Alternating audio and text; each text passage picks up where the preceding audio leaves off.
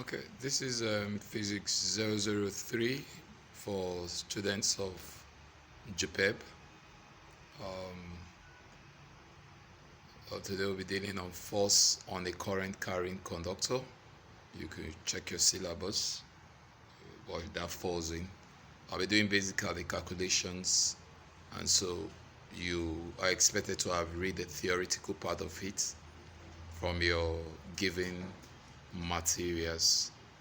And the way this class is going to go, I won't be giving the answers because while you're staying at home due to the coronavirus, we don't want you to lazy out, so you're expected to work. So I'll just give you guidance, and at the end of this, or at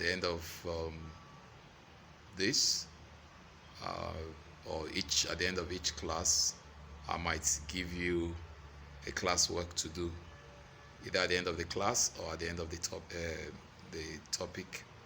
But whichever comes, you are expected to do the exercises, and you send me your answer at the comment section. If you have any problem, you send me an email. I would respond accordingly. So let's look at this subtopic for force between current carrying conductors.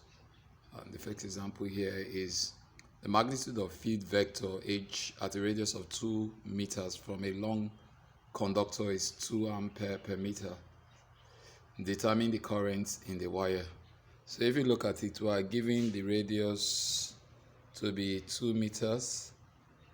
We're giving the field vector to be 2 amperes per meters, and we're looking for the current. And so we use this formula in the closed surface integral H times dl, and this will be equals to H dl, but this integral of dl, closed surface, is equals to 2 pi r. And so what do we have here? So our current will now be equals to 2 times 2 pi r, which is equals to 2 times 2 times 3.142, so we're using a pi as, times 2. So you fill in the answers, put in the answer, and then let me know what your answer is. The unit for current is ampere, so when you put your answer, you put the ampere. Alright, let's look at our second examples. Two 40 meters long conductors lie parallel to each other. The center to center space between the conductors is 16 times 10 raised to the power minus 21 meters, and the current in each conductor is 300 ampere. Determine the force leading to pull the conductors together. You can go through the questions again, and look at the permeability of free space is given as 4 pi times 10 raised to the power minus 7. So if we look at the questions, we look at length is given as 14 meters, or look at the diameter is given as 16 times 10 raised to the power minus 21. Then we say the current in each conductor. So we'll have two currents. We'll have I1, we'll have I2. I say I1 is equals to I2. That's the same. They have the same ratings, which is 300 ampere. Now, we're also given the permeability of free space to be 4 pi times 10 raised to the power minus 7. Now, take note of this. The formula to use for determine the force is this: I1 times I2 times the length all over 2 pi d, the diameter. Now we know that I1 and I2, they are the same, so this should be equals to this, and just to square them over 2 pi d. These are the same thing. I1 is equals to I2, so we square them.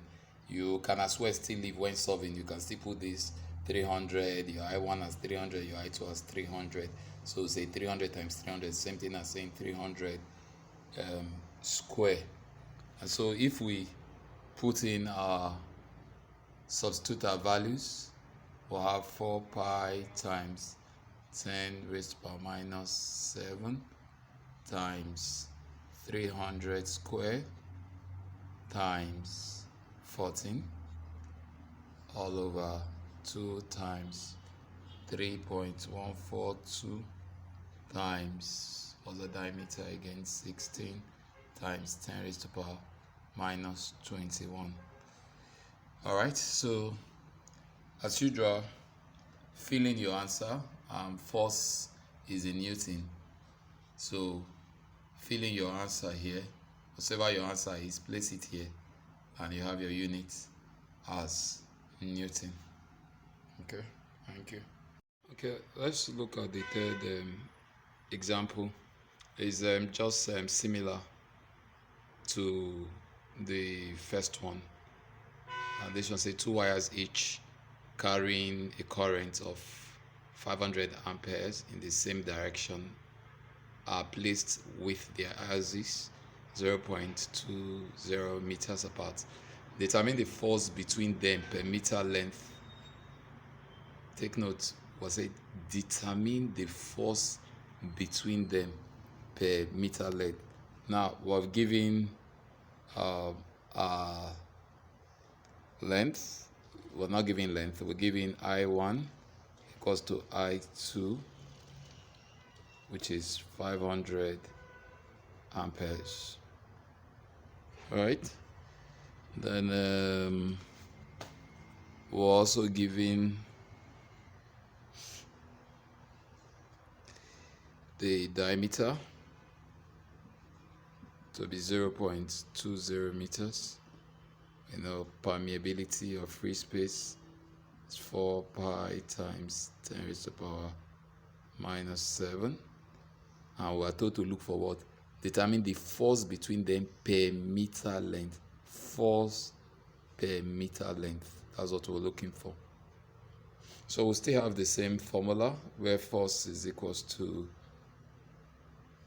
permeability of free space mu 0 times I1 times I2 times length over 2 pi d, which is equals to same thing, like I said, squared L all over 2 pi d.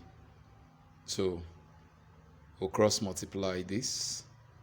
Just want to do that, so those force times 2 pi d will be equals to mu 0 I squared times L. And what are we looking for? Force per length, per meter length, right? So since we're looking for force per length, what would it be? So this force per length will now be equals to mu 0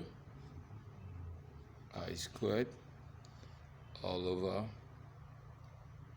2 pi d. Get that? So what do? Put your values, pi, sorry, let me just put it close, 4 pi, same thing, whether I say 4 pi, 4 times pi, or 4 pi times as our current, 500 squared all over 2 pi. Pi is 142 times 0.2. So as usual, do your calculations and let me know your answer. But since it's 4 force per length, it means our unit will be Newton. For force per length is meter, Newton per meter. So you put your answer here.